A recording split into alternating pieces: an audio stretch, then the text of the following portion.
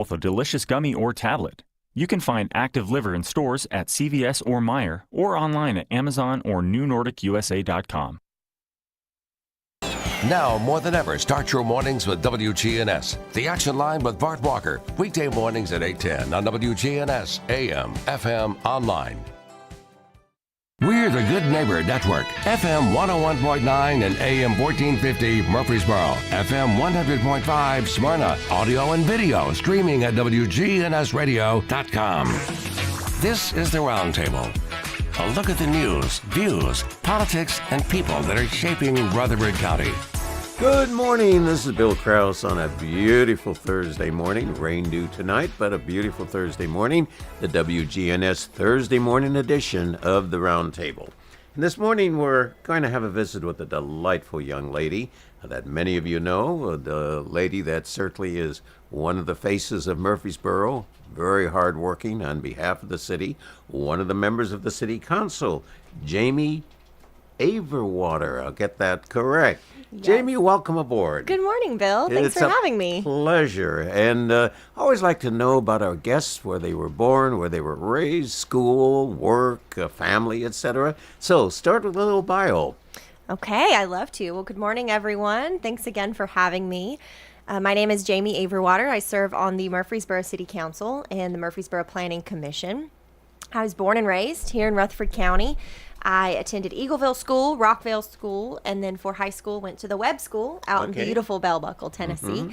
I stay very involved with the communities in Eagleville and in Bell Buckle, and I'm just so honored to have met so many people in my education journey at such a young age. I studied at MTSU, so go Blue Raiders. What was your major? Economics, and then minored in political science, which you would like, Bill. Well, yes. I taught there for several years at Poli-Sci, so I must have missed you. Oh, wow. Let's see, I had Kent Seiler. Kent Seiler. Yes, Kent. Yes. Very knowledgeable about the politic of the area. Yes, I had the pleasure of taking one of Kent Seiler's classes during the 2016 primary, early days of the 2016 primary, and that was fascinating. I think we had him on the air in the 2020 election, and we were taking opposite predictions, and he turned out right, and I turned out wrong. Wow. You're both very smart men, yes. So after MTSU, I studied at Belmont University College of Law, and I received my law degree, and then I moved back to Murfreesboro, and I opened a title and escrow company. So I own Highwater Title. We're based in Murfreesboro, but we actually have 4 offices across Middle Tennessee. Wow. Yes, very grateful, and we're up to 17 team members now. So fantastic. I'm so grateful for the team. They support me in my political endeavors. And give the phone number because, both realtors as well as clients certainly like you need a great escrow officer. It is so important, yes. I mean, you can find us online at highwatertitle.com or 615-896-9494.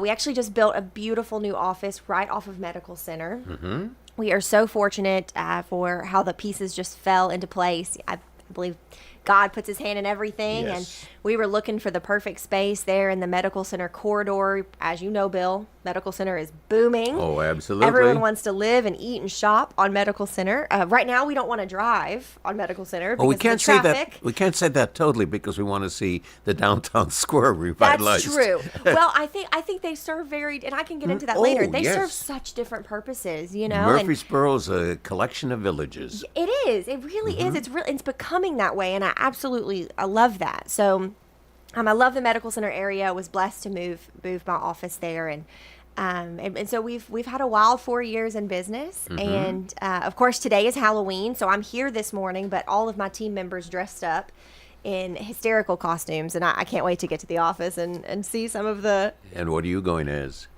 I'm going as a lawyer.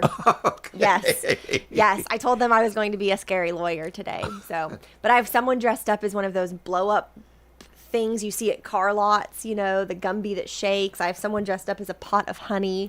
They came up with very cute ideas. I think somebody should have dressed up as Donald Trump with a McDonald's apron on. That was quite. Have you seen the ones going around where they put Snoop Dogg out the window? No. Oh my goodness, it is. It's been fun. Isn't the internet an interesting place? Absolutely.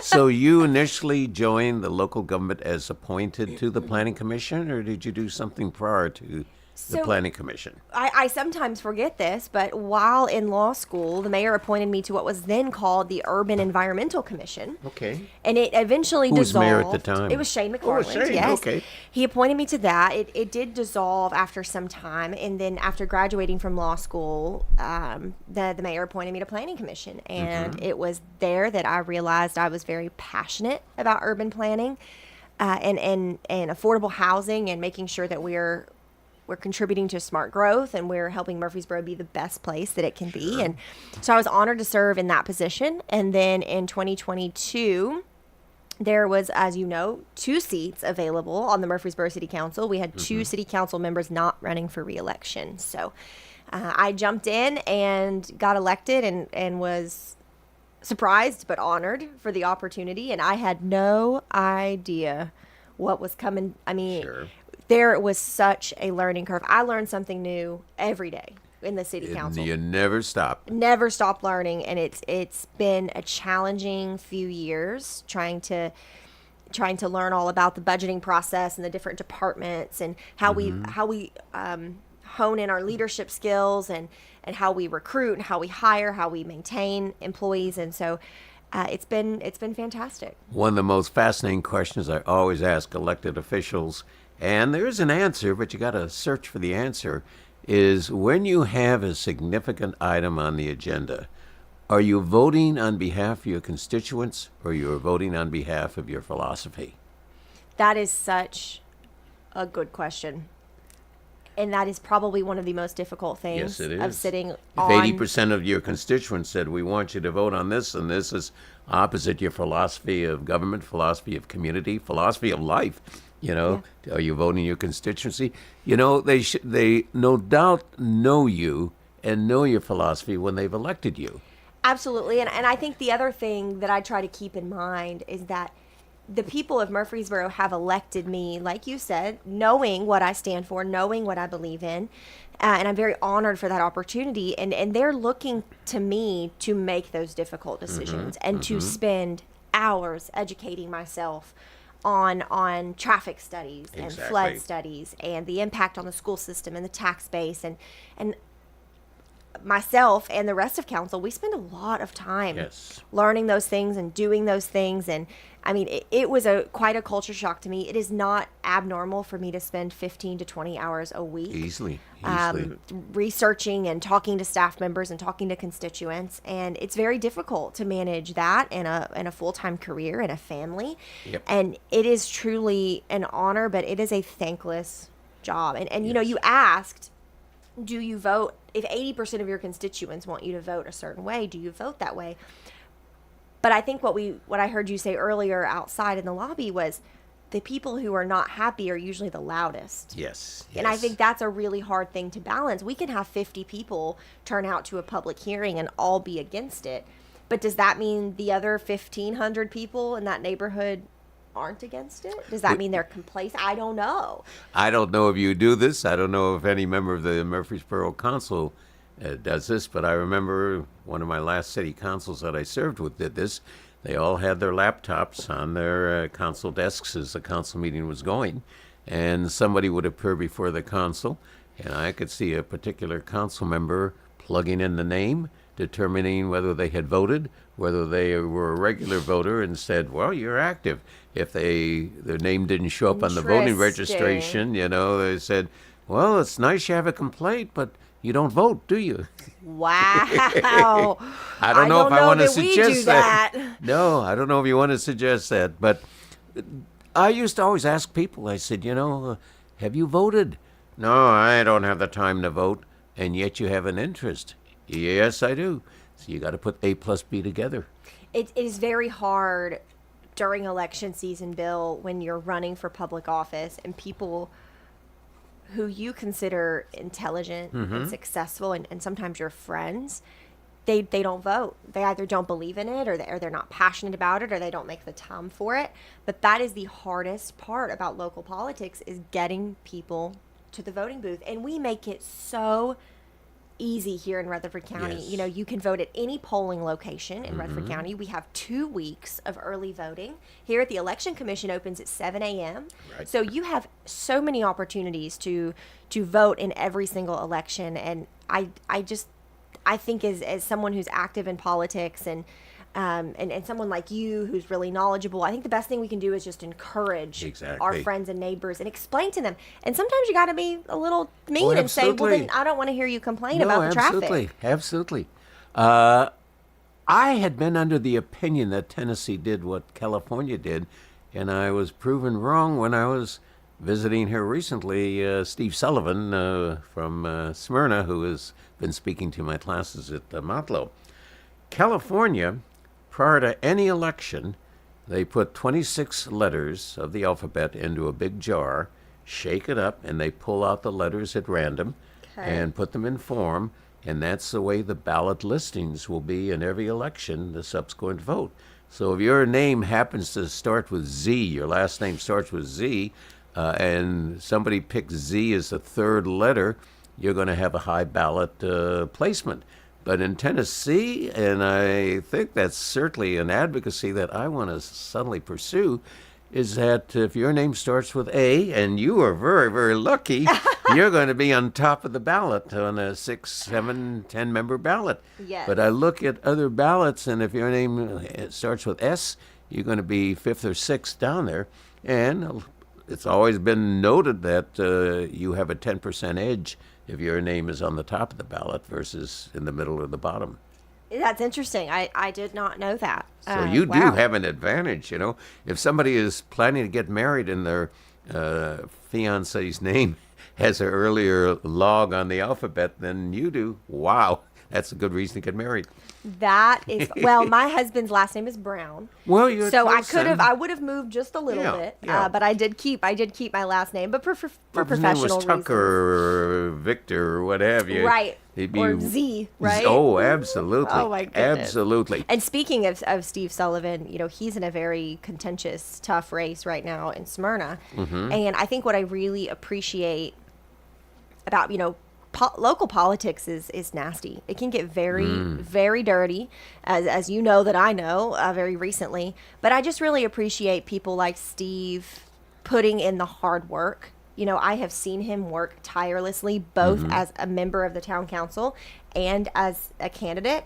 And I just really respect that. No matter what side of the aisle you're on, I just really respect the people that get elected and put in that hard work. Exactly. Because we all know ineffective politicians. Oh, no question. But Steve is not one of those. We have many in our community who are far from ineffective, and that requires a lot of hard work. And I just think it's important to remind people of that, you know, we don't do this for the money. No, You no, know, no. I- Or fame. Or no. You're doing it as contribution. I would love to be able to go to the grocery store and not get yelled at about a recent development, but I find it very difficult to go to the grocery store sometimes. And, you know, last night we had a contentious planning commission meeting for the city, and we were in that meeting till well past 8 o'clock. Wow. And my son was home alone, and he was like, "Hey, are you coming home? What time are you picking up dinner?" And I'm like, oh my gosh, you know, talk about feeling like a failure as a parent. But you have to, you know, I'm stuck between a rock and a hard place because the people of Murfreesboro need me to listen to them and make a tough Exactly. decision. But my family's at home needing me too. And so I just want to encourage people to give some grace to your elected officials. But because you it's hard. mentioned something right now that triggers off, and you never see this said publicly, you never see this in writing, but I've seen this tragically too often. You're in a very contentious election. Let's say you're in a very contentious, and your opposition pulls out all of the plugs of nastiness. I mean, they may have midnight raiders who leave things on the front door of every constituent, hate stuff and what have you. You have big shoulders, and maybe even your spouse has big shoulders. But how do you deal with your child? Your child's 8, 9 years old in elementary school, and your child comes home from school with a black eye. And you said, what happened? And they didn't want to tell you.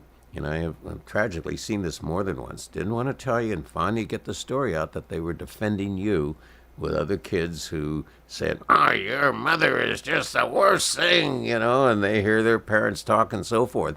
So the point is how you protect your family. Even when I look at national and state elections, I always wonder, how does the family, the adult, the spouse, certainly knows what it's all about, but small children. And does that limit people's desire and willingness to get involved in the political process? I absolutely think it does, Bill. And I Yes. also think it makes it difficult to justify the job. I know for me, I recently ran for State House of Representatives in District Yes. 13, and we were ultimately unsuccessful in the primary. But prior to announcing my campaign, there were a lot of family meetings, and it wasn't. It was. I'm an adult, but I still brought my parents into that room. Oh, absolutely. Because it was no doubt going to affect my dad, and I think my Sure. dad will tell you that was very difficult for him to open up his mailbox and see absolutely. a negative attack mailer. Where they'd added 10 pounds to my face or said something bad about me yes. or wrong about me. And, that was really difficult for a dad to see his little girl go through that. It was difficult for my husband to see me go through that. I'm very grateful that Bryson is 13 and he felt very passionately that we continue to do it. It was hard, and we had a lot of conversations about, this isn't fair, this isn't right, or, sometimes this is just how it goes. But I would not have been able to do what I did without the support of my family. And it really does take a village to do it, a family village. Yes, to be with someone in the public eye and in politics, whether it's a campaign season or not. I've got to ask you a question, what you just said. I have a student in a class at Columbia State, and she's the niece of a gentleman who I had the greatest regard for, and he was the Republican candidate for governor in 2006, Jim Bryson. And I wonder if your son had any namesake after Jim Bryson, who was a state senator, a wonderful state senator. Actually ran a good election for governor in 2006, I believe, was the year. Wow. I'm not familiar with Jim Bryson. Yeah, so when you said Bryson, I thought 13 years, I'm saying, well, okay, there's a relationship there. That is very funny. So you're teaching at Columbia State? Columbia and Motlow. And, political science, I guess? Oh, okay, yes, very yes. good. Great year to teach, I got to tell you. Exciting year to teach. Well, frustrating. The one thing the students have to learn in all 10 political science classes that I teach, they have to learn that before they say anything or write anything, they have to say, in my opinion, this is how I see it. I would say probably a lot of the civil discourse issues would be somewhat minimized if people said, in my opinion, rather than in fact. Yes. We'll be right back. We're having a wonderful, wonderful visit with one of Murfreesboro's 7 council members, Jami Averwater. I've got to make sure that's a strong A, as I would give a student a strong A. Yes, thank you, good Bill. grade, and we'll be right back.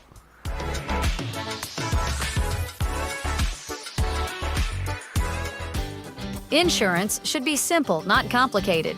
That's why at Rayburn Insurance, Agent Rick Hull cuts through the jargon and helps you understand your options clearly. He's committed to finding the right coverage that fits your unique needs and budget. Their team has been a trusted partner in the community since 1973. Ready to make insurance easy? Get with Rick Hall at Rayburn Insurance Agency. He's ready to help you get the protection you deserve. As the final votes are cast, no one knows who will become the next president. This is shaping up to be one of the closest presidential contests in history. On election night, CBS News Radio will be tracking results in real time with expert analysis and live reports from across the nation. And WGNS will have you covered on local and statewide races beginning at 7 p.m. Sponsored by Toots, Wilson Bank, McCabe Vision Center, Jennings and Ayers Funeral Home, and Farrer Construction. Parents, you can help your child sharpen their basketball skills while also encouraging positive spiritual change with First Shot Basketball Skills Academy and Winter League. Sign-ups are happening now. Led by Coach Andy Herzer, this teaching league is designed to build strong foundations not just for athletics, but for life. If your child is between 5 and 14 years old, they can participate at Hooptown this winter. Don't wait. Spots are filling up fast. For more information and to sign up, visit firstshottn.org. That's firstshottn.org. Rutherford County is one of the fastest growing communities in Tennessee.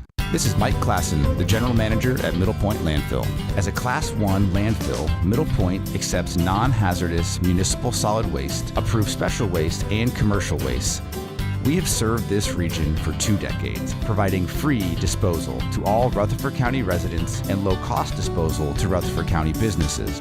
Learn more at middlepointlandfill.com. For public services, we are sustainability in action. Life insurance. Why are you putting it off? Can't afford it? Too much hassle? Think you don't need it? There's lots of excuses for putting off life insurance. But if you weren't there, who would pay the mortgage and other bills? With Ethos, you could be covered in 10 minutes and boom, family protected. Ethos, fast and easy online term life insurance. Up to $2 million in coverage with no medical exam. Some policies as low as $1 a day. Answer a few health questions and get your free quote at getethos.com. That's getethos.com. Everywhere you look, things are getting more expensive. So at Consumer Cellular, we're lowering the price for those 50 and up.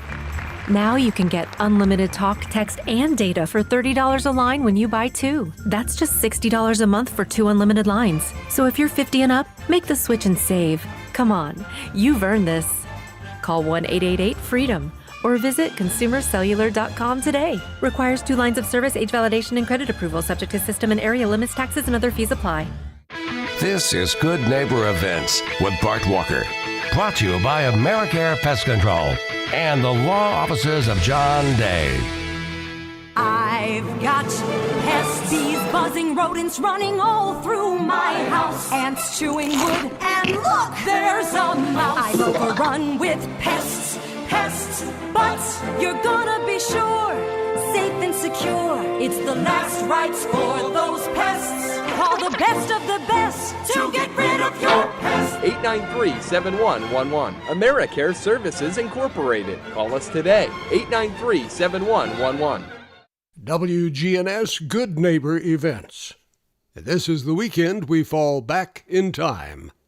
The 17th annual Cookin' to Build is Saturday, 11 until 1, all around the Murfreesboro Square. Come on up and enjoy some homemade stews, chili, soups, and all sorts of goodies. It's the 17th annual Cookin' to Build, benefiting Rutherford County's Habitat for Humanity. Again, that's this Saturday, 11 until 1, all around the courthouse. We'll see you there. There are free computer classes at the Technology Engagement Center. The Monday class is at 3:30, and there's another class on Tuesday at 2:30. Call and find out more about the free computer classes at the Technology Engagement Center. It's a part of our public library. Don't forget, this weekend is when we change times. Don't throw away old glory.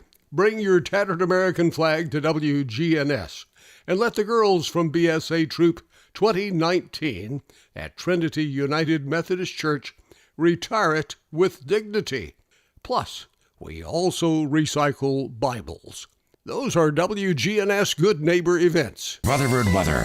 Few scattered showers and storms at times late this afternoon. Partial sunshine develops, a high in the low 80s. Tonight, chance for showers and storms, cloudy with a low near 59. I'm meteorologist Jennifer Wojcicki on News Radio WGNS.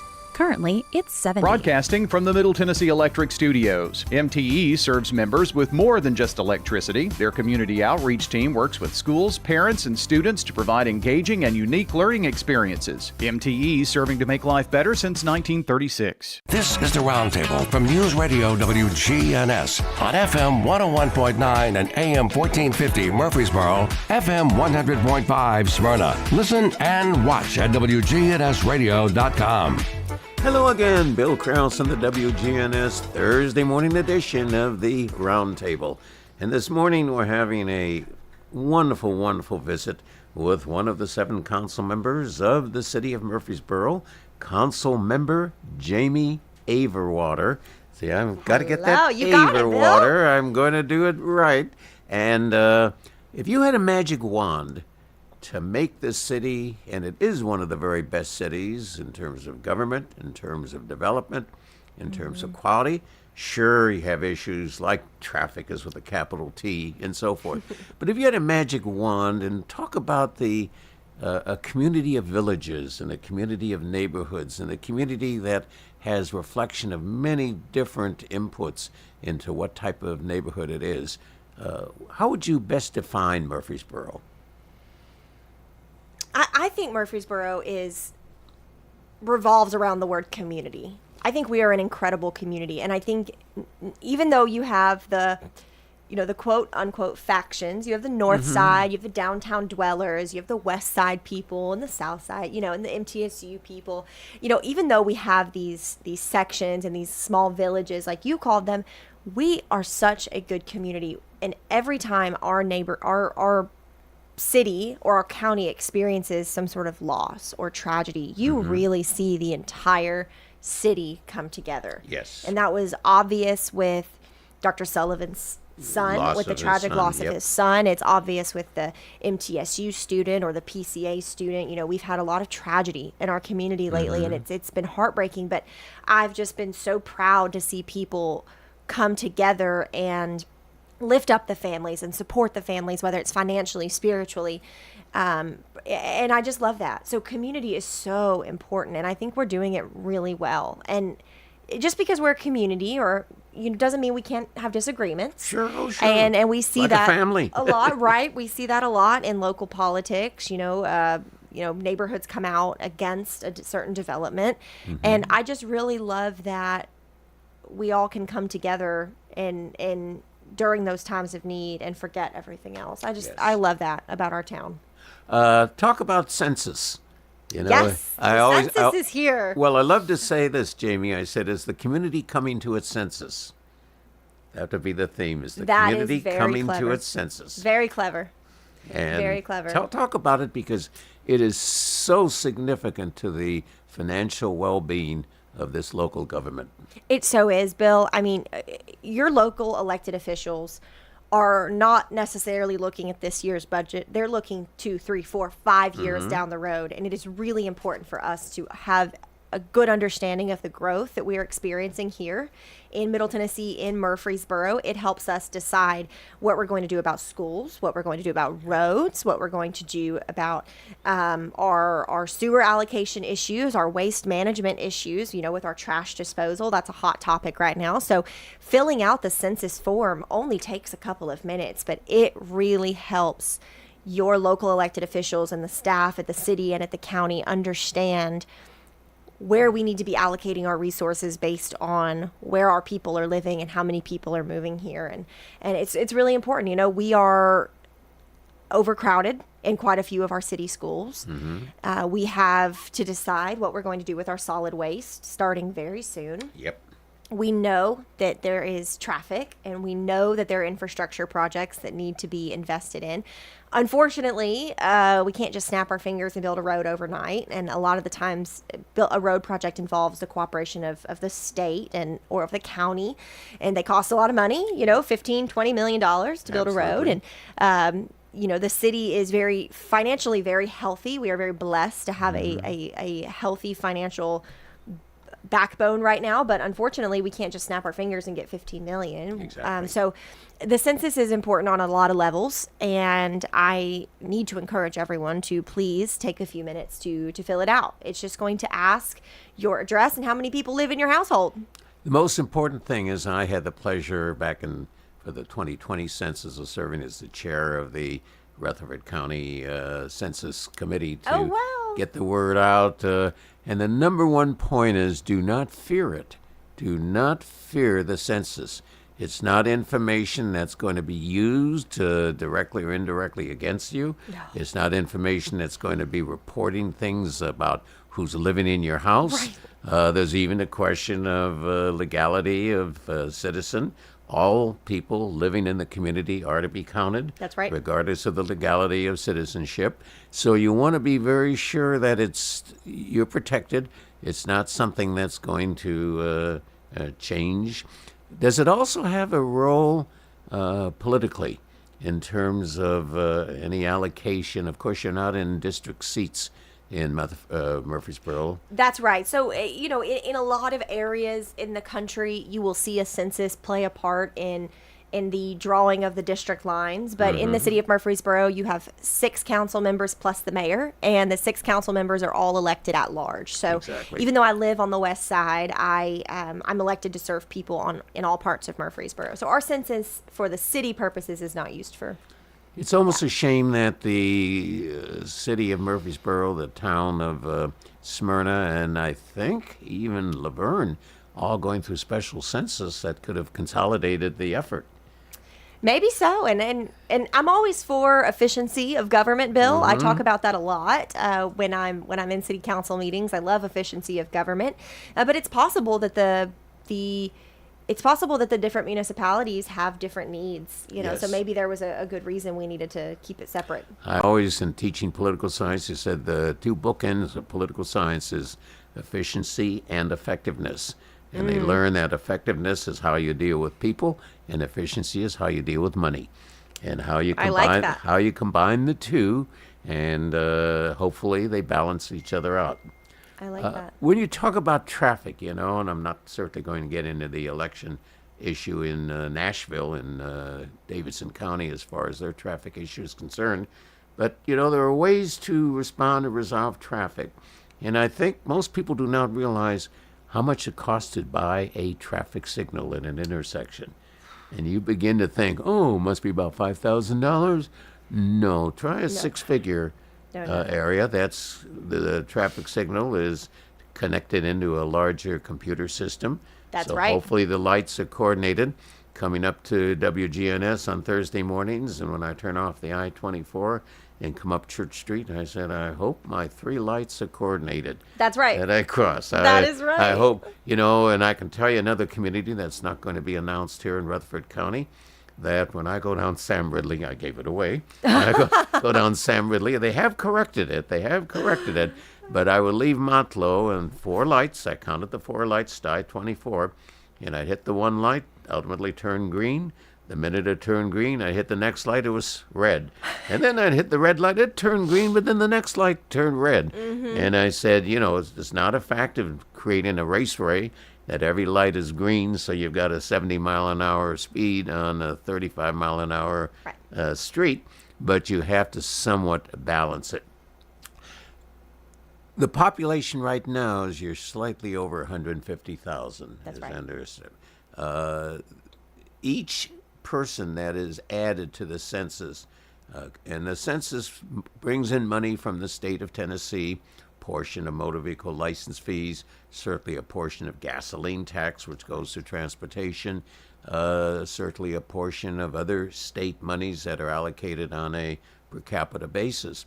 And what is really interesting is that, Murfreesboro should have the maximum amount of money that it's entitled to. Doesn't mean that you're going to spend money even more. Fiscally, this city has been very sound. Yes. And certainly with the sale of your electric area, your electric service to Middle Tennessee, you certainly are using that money for the proceeds very wisely. We are, Bill, and I'll talk on that for a moment. I was very impressed when I became elected to city council that our administration, led by Mayor McFarland, they've done an incredible job of making sure that our finances are in order. And I'm very impressed every time we talk about a line in the budget. But it is so expensive to buy anything when you're in government. I was shocked to learn that a fire truck costs over $1 million and takes months to build. And so and the fire station costs $15 million to build, and then we have to hire firefighters to staff it. And so there are needs, and there are wants, and there's a budget. And so it's honestly, running a government is a lot like running your household. I want this new outfit, but I don't need this new outfit. Right. And is it in the budget? There's a lot of things taken in consideration here. But the city of Murfreesboro, I think we do a great job of spending our money wisely. And with the sale of the electric department, we have been able to bless many organizations. Exactly. We took a large portion of those proceeds and we put them in an investment account, and we appointed a board of people to overlook that money and make sure it is being invested wisely. And with the profit, or with the interest that we're earning from that money, it is going back to supporting nonprofit organizations that directly impact our community, like Greenhouse Ministries and Journey Home. I mean, this is so fantastic for our city. So selling the electric department was a very smart decision.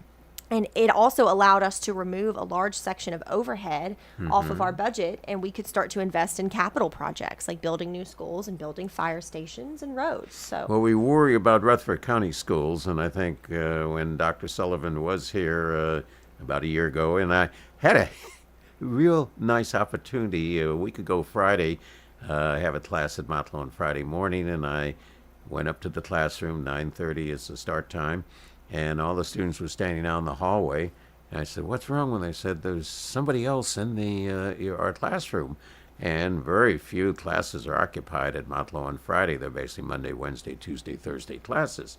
So I walked in, and there was maybe 15, 16 people sitting there, and a gentleman talking to them. I didn't recognize the gentleman, and I should have. And I said, "Excuse me?" And they said, "Oh, this is the room they assigned." I said, "Don't worry about it. We'll just go to the room next door." So about 10 minutes later, the gentleman who was leading the group comes into my classroom, and he said, "You didn't remember me, did you?" And I said, "Help me." I said, "I'm Jimmy Sullivan." And it was a retreat for the county school board. Oh, wow. Right there. So I said, Jimmy, how wonderful to see you. And you're certainly, family, still in my prayers and thoughts, just to certainly have reinforcement. So Jimmy's going to be on the air shortly after the first of the year. Oh, good. But I remember when Jimmy was last time, and talk about a major financial issue. And I don't know what strategies and techniques can be used, but there is a projected 6,000 homes that are being planned just west of Laverne, off Burkett, which is still within the Rutherford County School District area. And county schools, as I recall, was maximized on its bonding. So how are they going to build a new high school and several middle schools and a number of elementary schools to serve, quote, 6,000 homes in that area? You wish that the development could have a override on it, that each home contributes to the capital budget of building schools. So, they've got some challenges coming ahead, like anybody in local government or state government or federal government. You have to decide what's the difference between wants and needs. Right. And how do you find what's the needs of Murfreesboro? What are the wants of Murfreesboro? You're at a council meeting or a planning commission meeting, and, to what degree does the public understand, and you were making reference to this earlier, Jamie, understand the details and the complexities of every decision you make? For example, if you suddenly have a lot with one home on it, it's a half-acre home, and somebody buys the home and they want to put 10 housing units on there, how do you measure the efficiency, which great efficiency in water sewer lines, but the traffic non-efficiency of 10 households creating traffic versus one household? Sure. And I mean, that's why the city has spent so much time on urban planning. And we have what's called the future land use map and the urban growth boundary, and using those two things and drawing those two things very efficiently has allowed us to plan for the areas that we believe can handle more density, areas that are adjacent to major state roads that will be expanded, areas that have room for a new school. And so allowing those opportunities to happen in the areas where we've already planned them to happen is the best thing that we can do. It's difficult balance that with the neighbors who live in these rural areas who don't want the developments. And I'm very sympathetic of that. I understand how frustrating it is, but unfortunately, when I was growing up, Rockville was considered the country, and it's not anymore. I mean, there are $1 million homes and great schools in Rockville and restaurants, and you're close to multiple Publix shopping centers. So there's so much happening in the Rockville area that it is no longer considered the rural country that it once was. But I think if people could really take some time and study the future land use map and that urban growth boundary, they would really start to see what Murfreesboro will look like in the next 5 to 10 years. It's not that the city is opening their arms and saying, everyone come here and build whatever you want. We're saying, hi, please come here. And if you would like to build this type of home, these are the areas of town that we can best support you based on sewer allocation and school capacity and infrastructure. So I think the city's done a great job of planning for those things. And I won't speak for the county, but I will say that 6,000 homes being built on an area with no school sounds a little worrisome for me. I wasn't aware of that. And I think 2 lanes at Burkett will have to be 6 lanes at Burkett. I can't or else imagine. I won't use that for commuting to Williamson County. I don't know that anyone will use that road anymore. I'm sure the homeowners aren't very pleased with that. But at the same time, development really can help your property values. Sure. I mean, we were talking about this before we went on the air. That's right. Look how much our property values have gone up. And affordable housing isn't, when I bought my first house, it was $90,000. Wow. So, and that was affordable at the time. But right now, it's not abnormal for someone out of college with their first job. They're probably going to look at a $300,000 house. Things have changed. My first house in California was $19,000. Oh, don't you wish you still had it? No. All the repairs over all those years. We'll be right back for our third and final segment of the Thursday morning roundtable. We're having certainly a most informative and a very motivating visit with Murfreesboro Councilwoman Jami Averwater. See, I'm going to make sure I've got that. Thank you, Bill. I have to make the A because that's the grade that you are with us this morning. Oh. Are you a parent of a 2 to 7-year-old? Listen closely for an exciting free radio offer. By now, you've probably heard of ABC Mouse, the award-winning and revolutionary online learning program that's changing the lives of early learners everywhere. ABC Mouse is like a little one-on-one teacher. It has helped her so much. Designed by teachers and early childhood learning experts, ABC Mouse seamlessly aligns with what your child is already learning in school. And with over 7,000 learning activities and more than 650 lessons, it's the most comprehensive early learning site on earth. I have been teaching for 13 years, and I've never seen a program like ABC Mouse. It encompasses science, math, reading, social studies. It's just endless what they can learn on ABC Mouse. I've always had to use 20 websites, and now I can just use one. Right now, we're offering a special radio promo to try it free for a month. But you have to go to abcmouse.com/radio to claim your free month. That's abcmouse.com/radio, abcmouse.com/radio. Sponsored by Age of Learning. Efficient 3-bedroom, 3-bath home located in the highly sought-after Black Fox Crossing neighborhood. Enjoy the convenience of 2 primary suites and a 2-car garage. Recent updates include new flooring in the living areas and bedrooms, as well as fresh paint throughout. This home comes fully equipped with appliances, including a washer dryer and an extra fridge in the garage. For more information, call Chip Walters at Exit Realty Bob Lamb & Associates, 615-542-1915. At Bud's Tire Pros, we sell all major brands of tires, and we invite you to stop by today for that next set of tires. Or maybe you need us to check out your vehicle before you head out of town. We offer everything from brakes to batteries, alignments, and more. No appointments necessary, just stop on by. I'm Allison Mitchell with Bud's Tire Pros. We're located on East Main Street, exactly 3 miles from the town square, 1 mile past Rutherford Boulevard. Visit us online at budstirepros.tn.com. If you want to get some barbecue, I'll tell you how to do it. Head for the Slick Pig and you're into it. Just walk through the door at 1920 East Main and your nose will send a message right to your brain. Say, smells good, and barbecue. Slick Pig. We got ribs and beans. Got spicy wings. Slick Pig. A Murfreesboro tradition. 1920 East Main. For 75 years, Murfreesboro Medical Clinic has been a cornerstone of health and compassion in our community.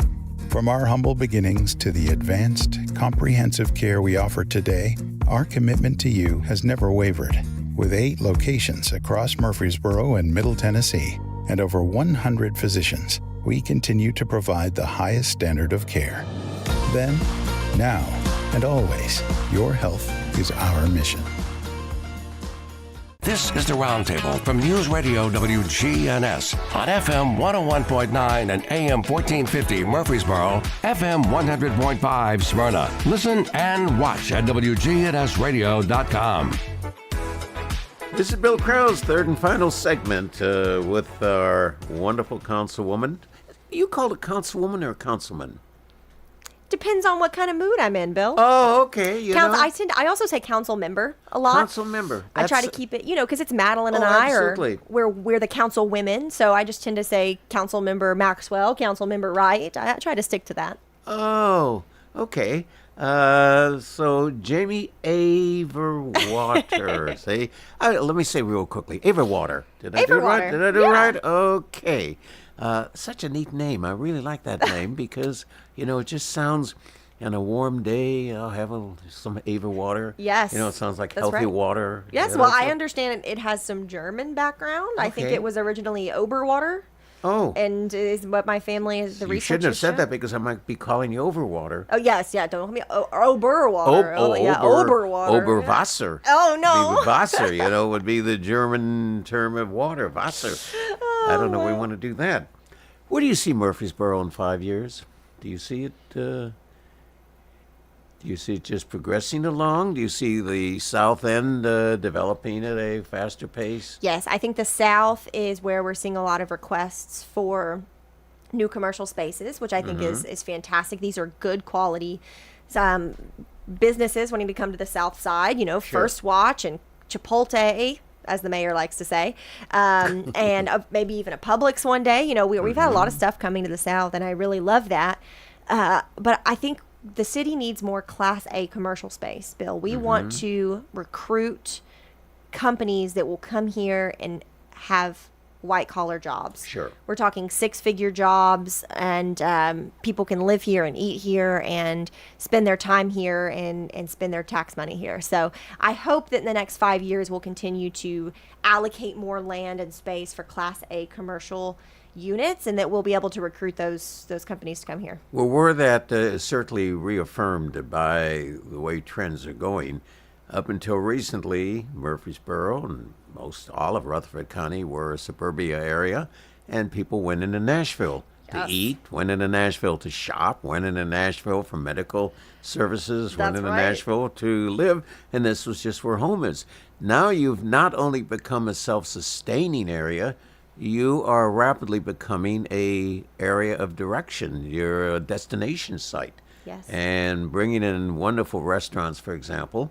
Yes. And we had on a few weeks ago 2 of the restaurants in the square, and I got so hungry I went and had a big lunch, which I shouldn't have, just because the food description on 2 of the restaurants in the square were so fantastic. Yes, we have great restaurants here in Murfreesboro, without a doubt. And, I think that goes back, Bill, to us needing to recruit those jobs, because we're seeing people live here and shop here and eat here and go to school here.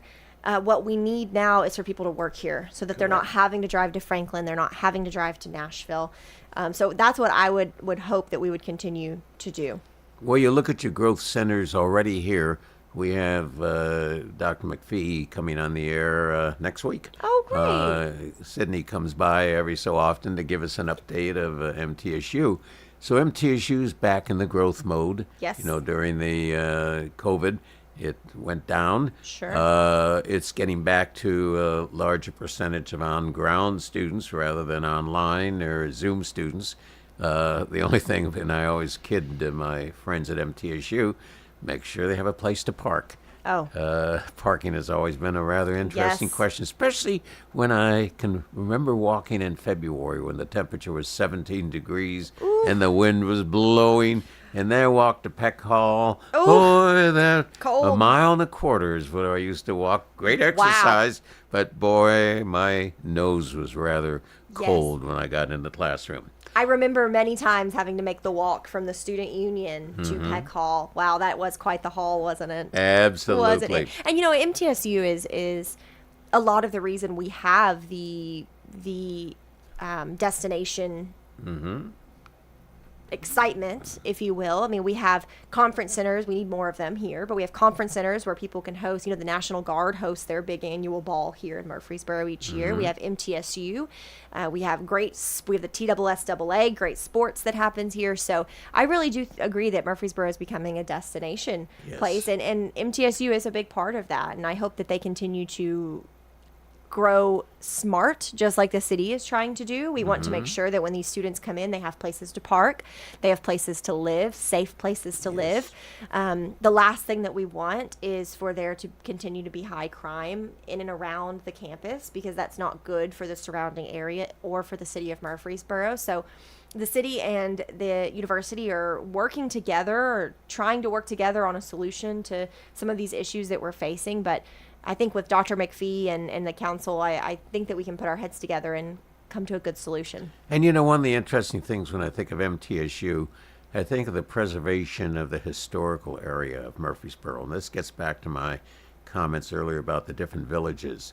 I sit on the tree board, City of Brentwood, and of course foliation of community is a major, major priority of ours. We strongly believe that there's a direct correlation not only between the quality of life in a community, but more specifically the financial. You can take a look at a neighborhood that's very foliated, trees and bushes, and take a look at the value of a single-family home versus a home that is, quote, everything is barren and what have you. And so I was very strong, and that's why I highly regard the Main Street east of the square and so forth. Oh, it's beautiful. Those big trees. If you imagine those trees gone, what have you, the whole area would be just... Especially right now with the leaves turning and falling. It's gorgeous. Well, I always think back years ago when I was proposing in a large city. We had 28,000 homes, and we had budgeted 3 trees that the city would provide for each home. And we wanted to foliate the community with 28,000. Greatest opposition to that was, number one, the trash haulers, because they saw the hauling of leaves from 70,000 more trees. Wow. And the police, because they didn't want foliation to let the bad guys hide behind the bushes and hide behind the trees. But we were able to compensate that, and I always am very prideful whenever I fly in the Los Angeles International Airport, and the routes from the east fly right over this community, Norwalk, California, and it's just almost like an oasis among the asphalt jungle of Southern California. That's amazing. And, just foliation. I would, I'm not sure, and I don't even know this at all, when as a planning commissioner and you're sitting with a proposal of a development, neither, and just not residential, commercial as well, is foliation a major criteria of how many trees they need to plant? We would call it buffering, okay, less so than foliation. You've got me thinking maybe I should start counting the exact number of trees that we're having the developers plant. But we do take buffering very seriously, because we do want a development, whether it be commercial or residential, to look good from the road, to look good to neighboring property owners. So, if you have single family residences on large lots, and then you have something coming in the middle that wants to put 5 or 6 homes on 1 acre, we want to make sure that buffer around it has really good mature landscaping that's right when you put it in, it helps provide that. So we do take that very seriously. Sometimes we require fencing, if there's a privacy issue or something along those lines, and we work really closely with the developers to make sure that it's both something that's not going to make their project impossible, but also something that helps the neighboring property owners. So we take buffering very seriously. You just triggered off a memory that I haven't thought of in years and years. Picture yourself on the planning commission as you are, and picture yourself on a commercial piece of property that buffers into a single family residential community. So the homes buffer onto the commercial, and I won't say the name, but a fast foods restaurant wants to build on that particular location. And, the plans are very traditional. Their access or drive-through very traditional. Certainly meets all zoning requirements and so forth. One exception. when the neighbors who are only 60 feet, maybe even less, 40 feet from the building proposed, and all night long they hear, order please, Well, and the sound factor yes. into the effect of the residential the enjoyment and privacy was an issue. Yes, we've discussed that, especially on the Medical Center corridor recently, and on the South Church Street corridor. So we have to take into consideration where the business wants to put what's called the squawk box, and make sure that it's on the side of the building furthest away from the homes. And then in that case, we would require the commercial developer to put significant buffering, mature trees at implant, so that they will limit some of that sound. Yeah, buffering does, as you know, foliage and buffering does great for sound and light and everything. When I think of sound, and I think of a story a lot of years ago in Southern California, the state transportation was buying land for building a new freeway. They call them freeways, they're not interstates. And they bought excess land to build the freeway. They ultimately built the freeway, and they had excess land to sell. And a developer bought a strip of land along the freeway that was probably maybe 1,000 feet in length and maybe 150 feet depth off the freeway. And they bought it for a single-family residential development backing right onto the freeway. And everybody said, who in the world would buy next to an 8-lane freeway with 150,000 traffic count behind it? This developer built it specifically for the non-hearing population. Wow. And build homes for the non-hearing. They did feel the rumble of the 18-wheeler trucks going by, but they never heard the noise of traffic. Sure. And I thought, wow, creativity in the key word right there. Wow. We've had the wonderful, wonderful pleasure of being with Councilwoman Jami Averwater. I did it right? Yes, okay. Who has been serving the people of Murfreesboro, both on the Murfreesboro City Council as well as representing the council on the Planning Commission, who is a spark of hope, a spark of future, a spark of concern, and most importantly, cares about people. That's what it's all about in government, caring about people. Thank you so much for coming. We hope you come back and visit us again. Absolutely. And we'll make sure it's the right date. And we will see you in the escrow office, Great. I'm sure, before long. Thank you, Bill. Have a wonderful day, and we'll see you all next week, my friends. Bye now.